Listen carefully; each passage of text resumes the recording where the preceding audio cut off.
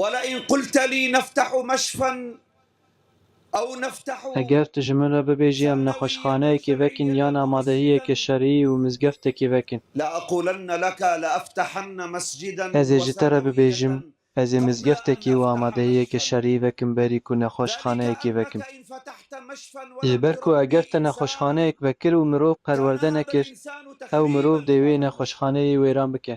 فإن عمرت الإنسان Lê eger te mirov ava kir, ew mirov dê dibistanê ava bike, nexweşxaneyê ava bike, sûkê ava bike, bazirganiyê ava bike û dê her tiştî ava bike. Mirov li ser rûyê erdê cîgire. فأول ما يضع لبنة حقيقية في بناء الدولة هو المسجد. هذا المجمع کۆمەلگەها دوویەمە پشتیک و کۆمەلگەها یەکەم پار لە هەرستایە بوو. ئیرۆ بە ئیزنا خودەی ئەمێ کەڤێرێ بنگەهین ئێvê کۆمەلگەهê دێنن. داک و ببە ئاڤاهیەک ji bo perwerdekirina nifşê qenc ku dê bi îzna Xwedê dewletê ava bike.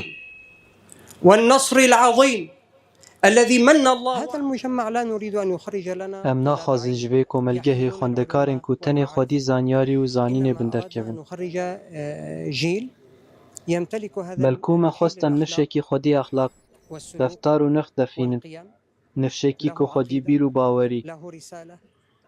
Peyam û armanc be û riya xwe ya gehiştina wê armancê bizane.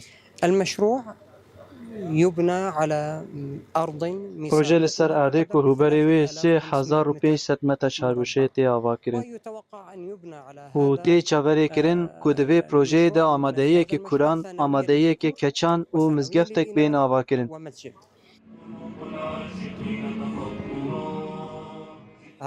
Ev proje mizgeftekê û du amadehiyên şeriyayî li xwe digire, helbet pêdiviyeke mezin a deverê bi projeyên bi vî rengî heye.